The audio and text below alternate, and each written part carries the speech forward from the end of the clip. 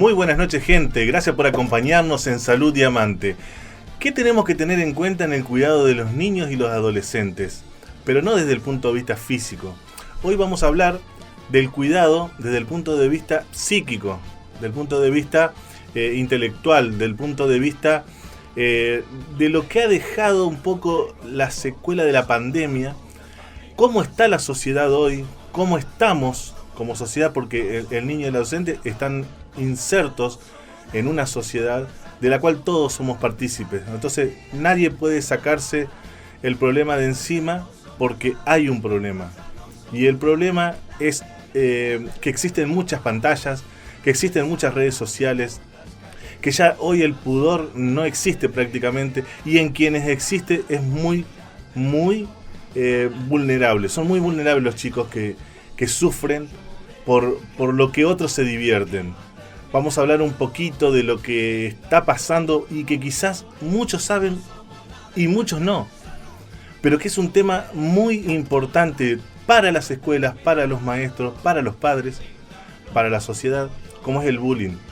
También vamos a hablar de lo que un niño necesita, o de un adolescente sobre todo, porque la adolescencia es una etapa que pasa de la niñez a la adultez, y en cierta medida existen una subetapa en esa adolescencia, en la cual en principio los niños ya dejan de creer que los padres son maravillosos y empiezan a hacerse amigos de pares, vamos a llamarle pares, o compañeros de la escuela, o de barrio, o de casa, o de ciber, y empiezan a tener de ídolos a los compañeros en vez de a los padres. Y ahí es donde empieza el conflicto en la casa, y también comienzan determinadas pautas de adicciones que tenemos que tener en cuenta. Te digo el alcohol, te digo el cigarrillo, te digo drogas de abuso, pero también te digo bullying, también te digo abusos, también te digo manoseos, pero hasta en las redes sociales. Vos decís, ¿cómo pueden manosear en las redes sociales? Las redes se manipulan, y manipulan personas que ganan dinero con estas cosas, y que los que sufren son los adolescentes. ¿Y sabés cuándo te das cuenta cuando sufrís?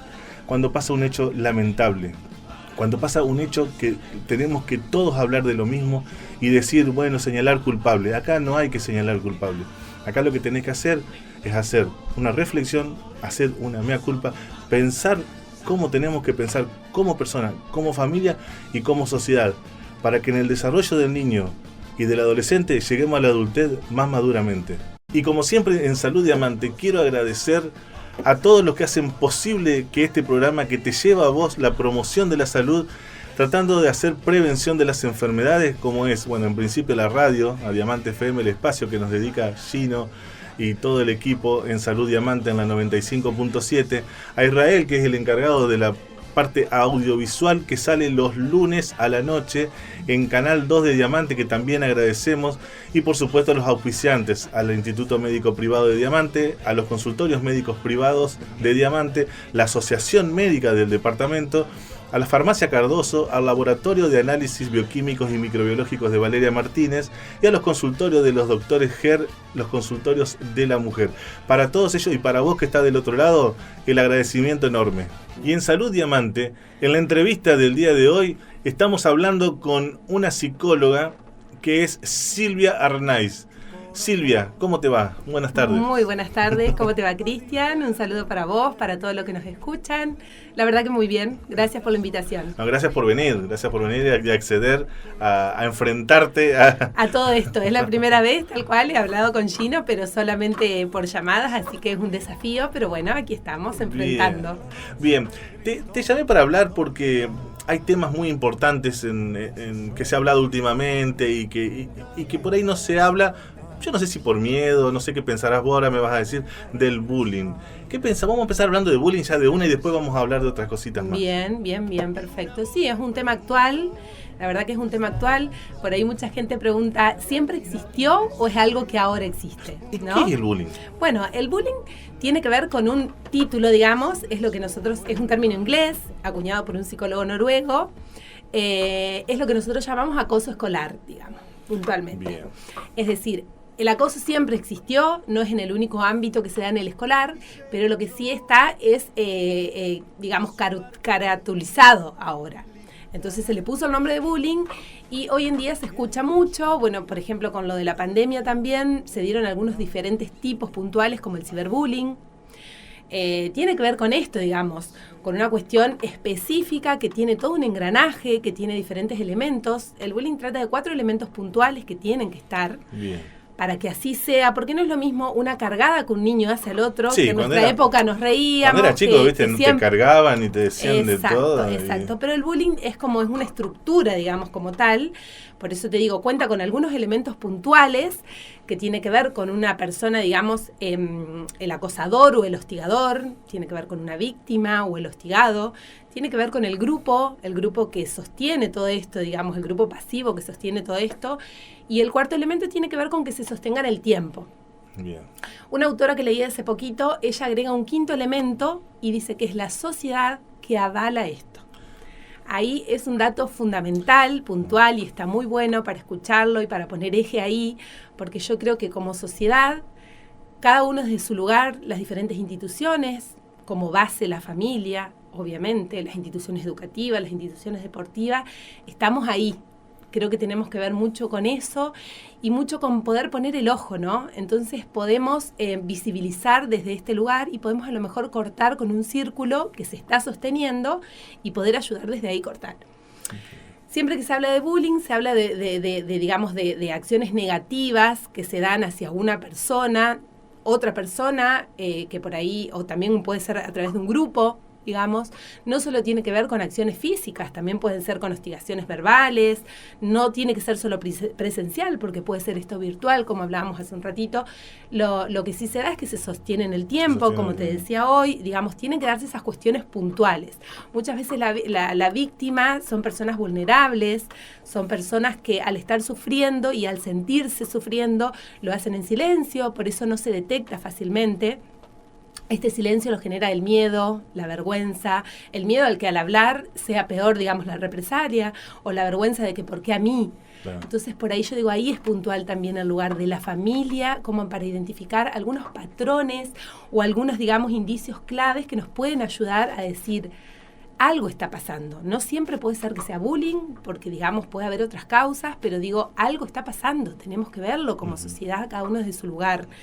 Y estos indicios pueden tener que ver con diferentes cuestiones, pero por ejemplo, un chico que fue siempre súper social, sociable, que no tenga ganas de salir, que no tenga ganas de ir a la escuela, abulia, apatía, que empiece a manipular, por ejemplo, el dinero de diferentes modos, sabiendo que alguien puede ser que le esté queriendo cumplir con un dinero, o retraimiento, digamos, hay una cantidad de indicios que nosotros nos pueden abrir el ojo, alertar.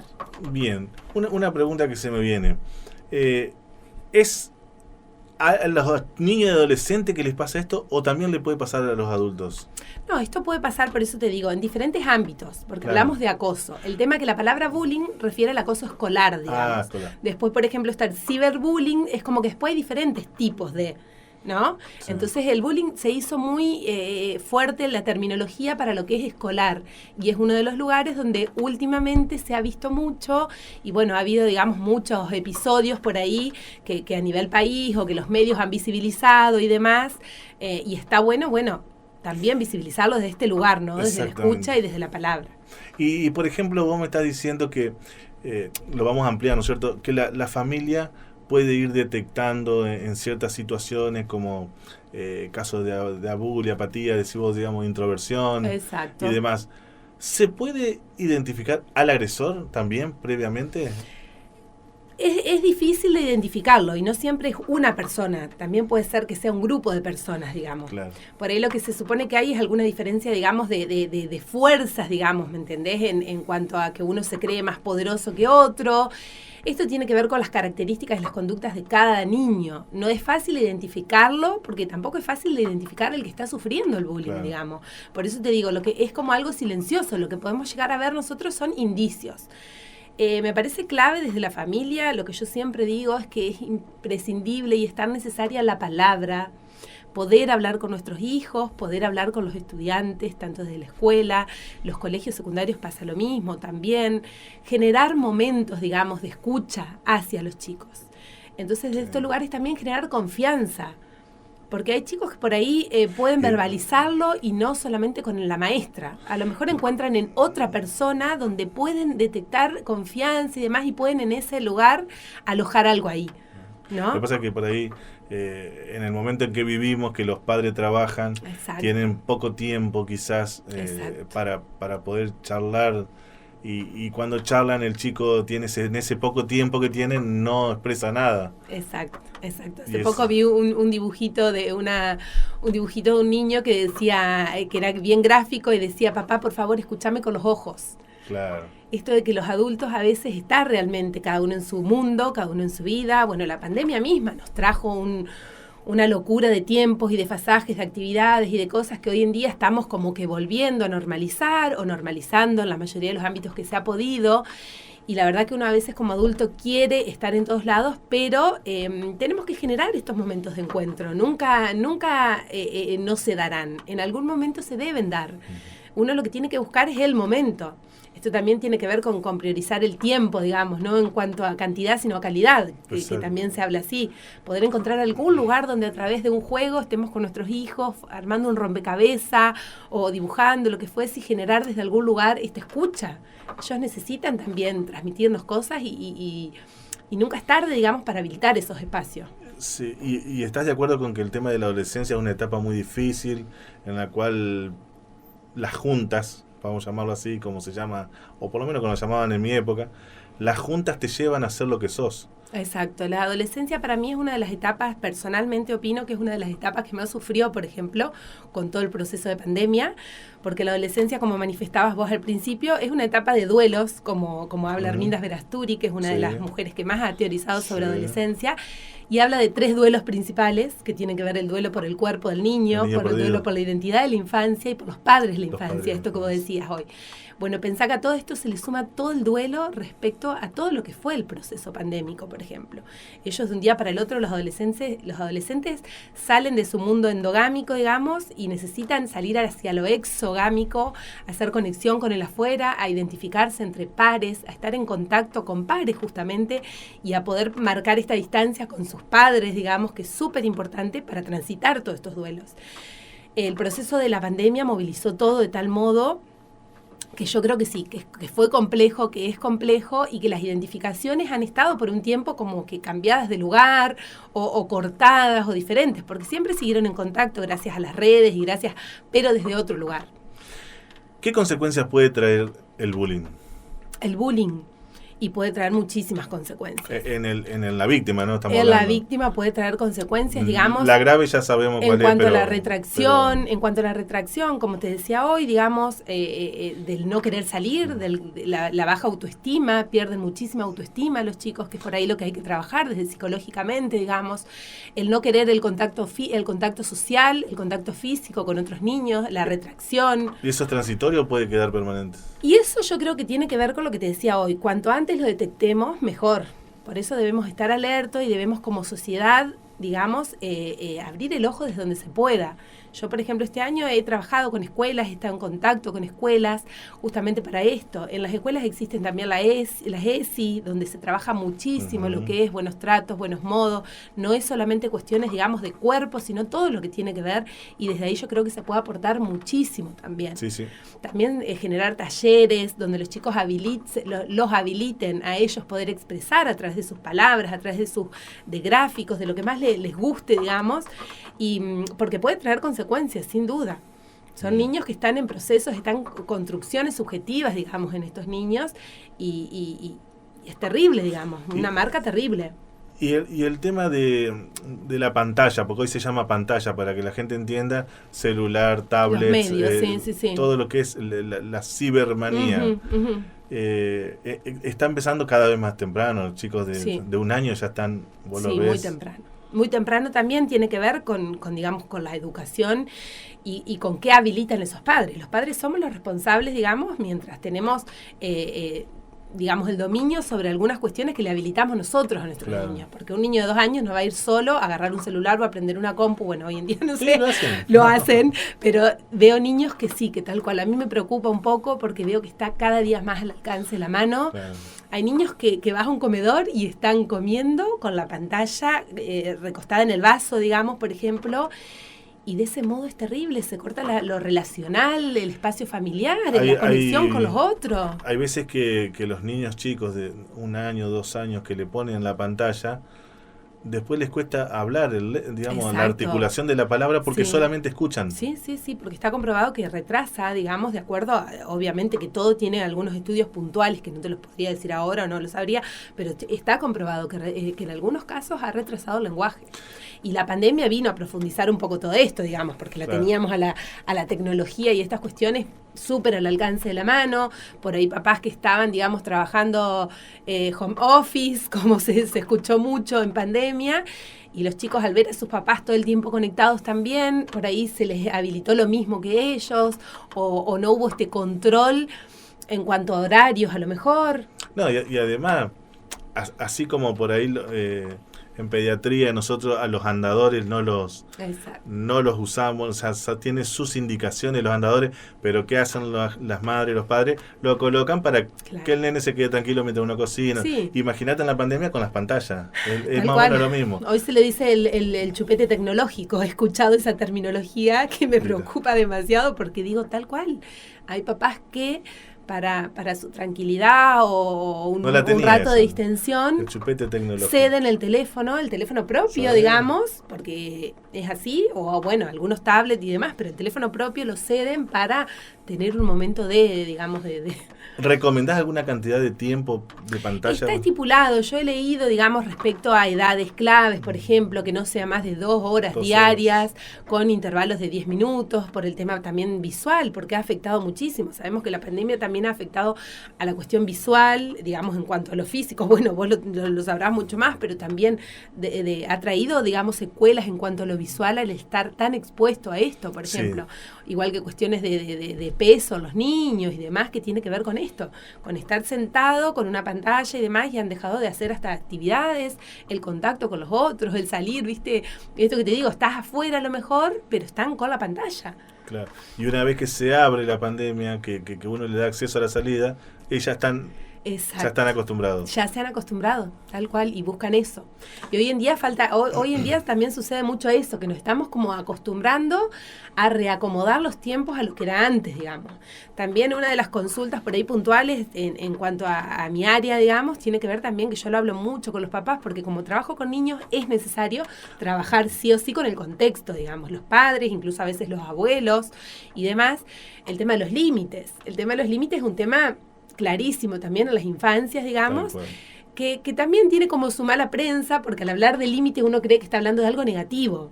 Y sin embargo, el límite justamente es algo súper positivo para los niños, porque es algo que habilita, que marca el camino y que ayuda, digamos.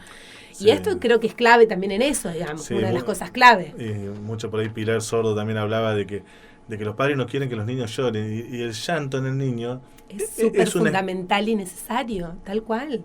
Tal cual, es así. Que el nene llore no es malo. Exacto. Tiene que también manifestar una emoción de ese nivel. Exacto. Y no lloré, entonces le hacen todo para que y entonces ahí el nene es el que pasa a dominar y hacer lo que, sin saber lo que tiene que hacer, hace lo que quiere hacer. Lo está haciendo, tal cual, sí, porque somos los adultos, como te decía hoy, los responsables, digamos. ¿Y qué recomendás entonces? ¿Qué hacemos? Yo creo que, por eso te digo, yo trabajo en estas cuestiones con los adultos también, en cuanto a que son justamente esto que te decía, los encargados de marcar el límite. Y no el límite como lo prohibitivo, digamos, sino como el límite como lo que te habilita. Hacer tregua. Exacto. Vos, por ejemplo, podrás usar la pantalla, pero no es necesario que se la deje a tu hijo al año y medio, los 2 años, digamos. Todo con tiempos y todo. O, por ejemplo, bueno, el tema de comer, por ejemplo, está bueno comer en la mesa, como familia, que haya un diálogo, conversación. No estos chicos que porque coman, la mamá lo anda corriendo por toda la casa, digamos, para que coma. O en el sillón acostado. Esas cuestiones, digamos, son claves totales. Y los límites como esto que te decía, lo que te habilita a no lo que te prohíbe, digamos. Claro. Entonces, desde ese lugar marcándolos. ¿Vos Siempre respetuosamente, siempre a través del diálogo, siempre a través de la palabra, del entendimiento, digamos, poniéndonos muchas veces a su altura, bajando nosotros a su nivel, digamos, para que sea comprendido, y hasta altura en cuanto a lo físico, podemos agacharnos y expresarle a los ojos, digamos, por ejemplo, pero siempre a través del diálogo. ¿Y has tenido muchas consultas de niños chiquitos? Sí, tengo niños chiquitos, sí. Por eso te digo que es necesario trabajar con estos padres también. O papás por ahí muy miedosos a esto, a poner un límite o a cómo transmitir tal cosa. Y la verdad que los niños hoy en día nos dan lecciones, ellos saben a veces mucho más de lo que nosotros nos genera a nosotros ese miedo. Entonces ahí también va mucho la transmisión que uno hace sobre los niños, digamos. Nosotros acá en Salud Diamante siempre hablamos de que hoy la medicina trata de ser multidisciplinaria o interdisciplinaria. Exacto. Vos trabajás, imagino, con fonoaudiólogos. Exacto. A mí me encanta y me parece clave el modo de trabajar. A mí me parece que es apostar de aquí al futuro, mi presente y al futuro lo propongo también así, es trabajar en equipo. Es clave trabajar en equipo, el modo interdisciplinario, donde cada uno aporta su mirada y se construyen miradas en equipo. Yo soy acompañante terapéutico también y trabajé mucho en integraciones escolares, por ejemplo, y es clave estar en contacto siempre con el equipo que haya, digamos. A veces fonoaudiólogo, psicopedagogo y psicólogo, si sumamos a eso, digamos, el médico pediatra, por ejemplo. Yo ahora trabajo en los consultorios de Diana Schroeder, médica pediatra, llevamos adelante muchos casos en común y es indispensable esto, el estar en contacto, el intercambiar opiniones, claro, y ir por el mismo camino, obviamente, digamos. Bien, eso es cuando el paciente o los pacientitos o como le quieras llamar van a vos. Uh-huh. Pero si no van a vos, ¿hay alguna forma de que se pueda, vamos a hablar acá en Diamante, uh-huh, se puede ir a abordar, te digo, al campo, al domicilio, a la escuela? ¿Van así grupos de trabajo? No sé bien a qué te referís. ¿Hay pacientes domiciliarios, digamos? Claro, no, que por ejemplo, si vos sabés que en la escuela hay un niño que por ahí necesita alguna especie de atención y no van a la consulta. No, porque ¿quién te llama, digamos, en ese caso? Por ejemplo, yo he trabajado a través de instituciones con pacientes míos, que son pacientes míos desde lo privado, y que he intervenido en la institución, ajá, hablando con la MOI, con la directora, con la secretaria o con la maestra, quien sea necesario, además de los padres, obviamente, para trabajar algunas cuestiones puntuales, digamos, pero son pacientes que yo tengo, que llegan a mí, yo no puedo salir, digamos, a buscar los pacientes. Claro, no, esto es referido también un poco a lo que es la atención primaria, ¿no es cierto? Exacto. A mí me parece clave que en las escuelas debería existir una figura así como el psicólogo, digamos, porque está la figura de la MOI, pero digo desde otro lugar. Es un ojo clínico y es otra mirada, más allá de que están los demás equipos, como están, digamos, los equipos de dirección departamental y demás, claro, por eso, que ellos son los que detectan. Sí hay obviamente, por eso te digo, desde ahí llegan, pero yo no salir a buscar. Las maestras son los ojos que tienen que estar avispados para estos, para poder dar alerta a los equipos correspondientes y ellos sí derivar, digamos, en ese caso. Perfecto. Pero sí es súper importante, digamos, y trabajar en equipo me parece clave para tratar muchísimas temáticas que actualmente están, digamos, a la orden del día. Y la escuela también, seguir, digamos, rescatando esto, que la escuela son lugares subjetivizantes, que hay que rescatar tanto a los niños como a los adolescentes, digamos, que no solo nos interese que vayan a estudiar o a aprender, sino también alojarlos desde otro lugar. Claro. Permitirles, digamos, esto de sentirse, porque por mucho tiempo también estuvieron como que ahí la pandemia nos movió a todos, entonces hoy en día darles una responsabilidad, permitirles que aparezca algo de su deseo, digamos, y que puedan involucrarse también en su futuro, porque hoy en los chicos lo que se ve mucho es la falta de motivación, por ejemplo. Entonces esta motivación es como que hay que comprometerlos desde algún lugar, claro, y qué más lugar que desde el deseo, desde lo que a uno le gusta, digamos. Estaría buenísimo que se pueda, digamos, mover la estantería. Pero bueno, hay que adecuarse también. Las instituciones han pasado muchísimas cuestiones y sin duda están también acomodándose como se puede. Muy bien.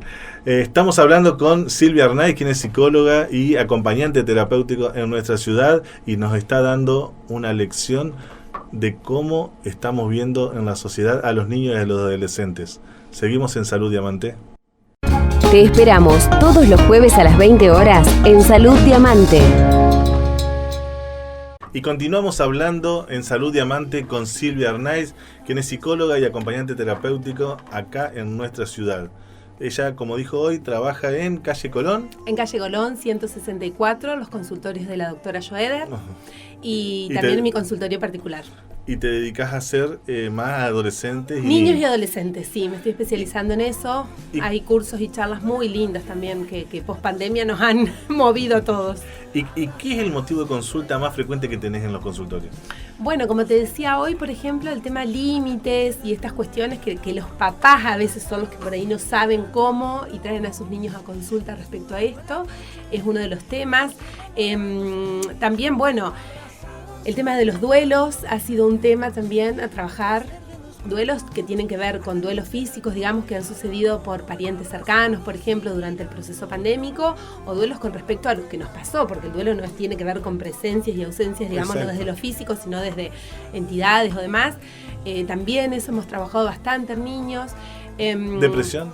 Depresiones infantiles no he tenido, no, pero sí, viste, niños más introvertidos, que por ahí temas de autoestima o estas cuestiones por ese lado. Y bueno, también problemas más que nada que se ven de tema de ansiedades o angustias que también aparecen.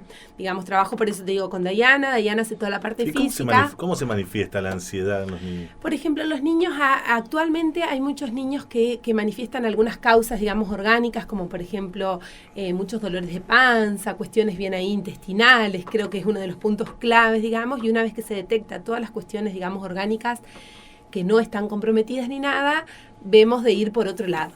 Entonces ahí es donde hacemos una interconsulta y donde yo comienzo a trabajar con ellos. Lo ideal, digamos, en estos casos, y más que nada en niños, yo trabajo mucho a través del juego, a través de la palabra, a través de los dibujos, y es ahí un lugar ideal donde poder alojarlos, digamos, donde ellos a través de la palabra puedan lograr alojar esta carga, digamos, psíquica que está como que ahí no pudiendo, digamos, ser tramitada. Exactamente. Ujú, sí. ¿Trastornos alimentarios? Trastornos alimentarios también bastante en adolescentes, más que nada, ¿Eso digamos. va asociado a la ansiedad o no? En casos que sí y en casos que no.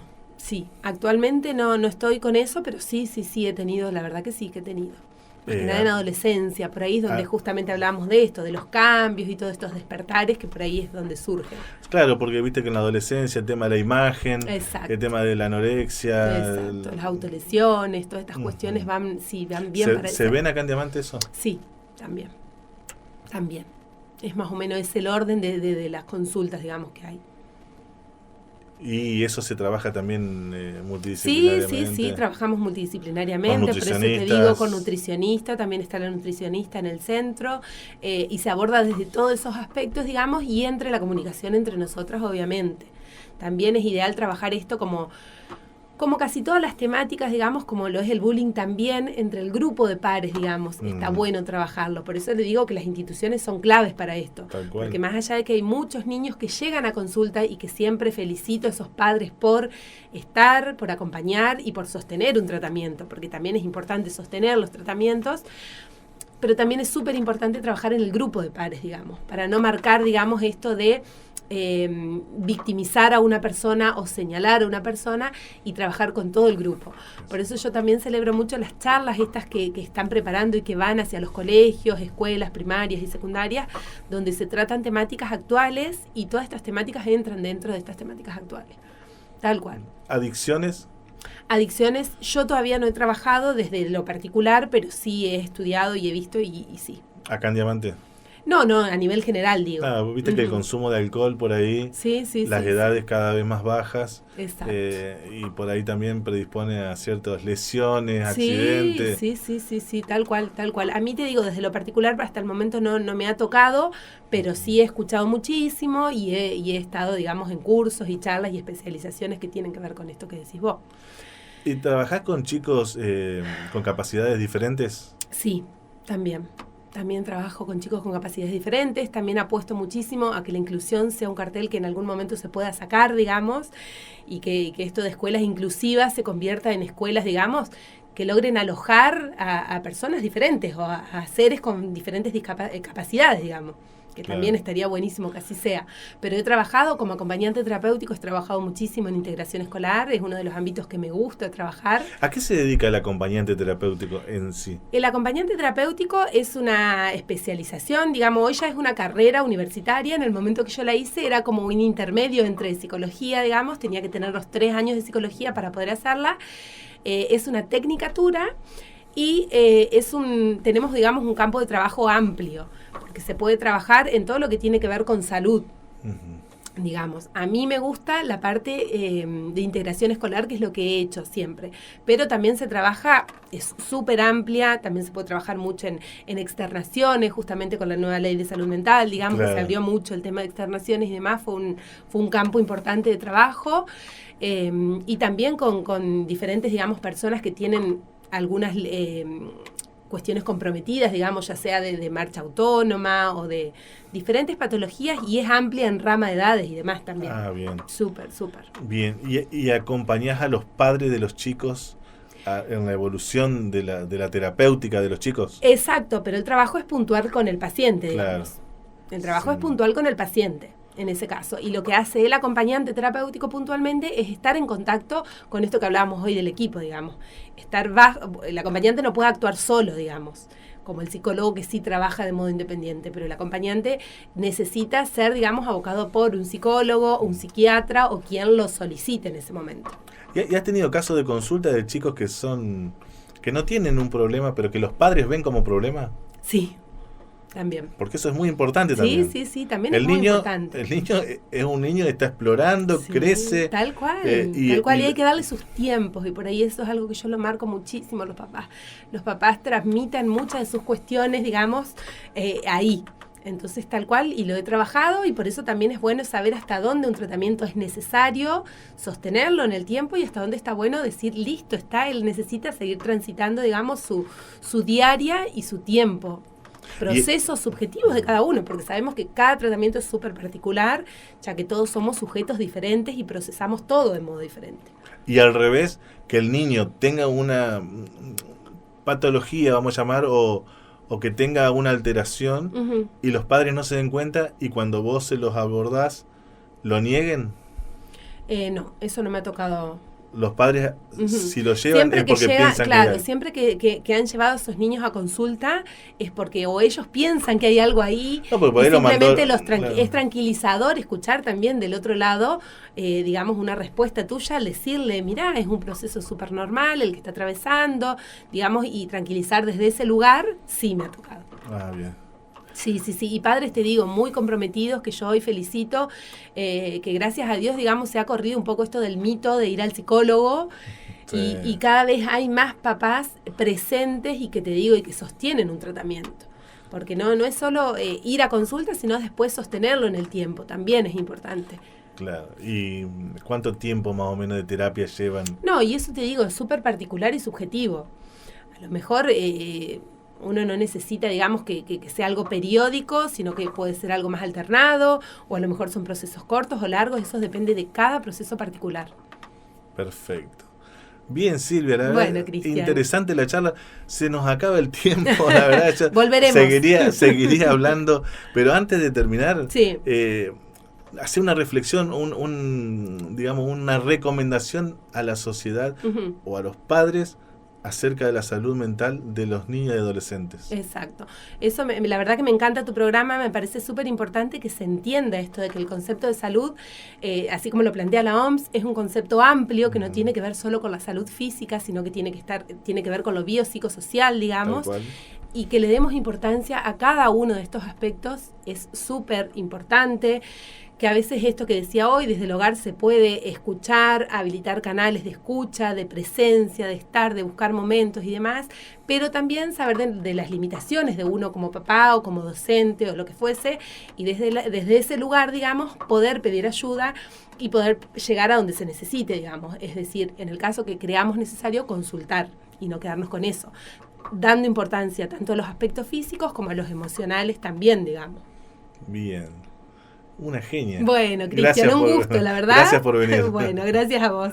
Silvia Arnay con nosotros en Salud Diamante. Estás escuchando Salud Diamante por Diamante FM. Conduce el doctor Cristian Leiva. Llegamos al final de Salud Diamante. Me encantó la entrevista de hoy. La verdad que Silvia, genia, porque es muy importante para los niños y los adolescentes, que te va a marcar quizás el camino al futuro de la sociedad que vamos a tener el día de mañana.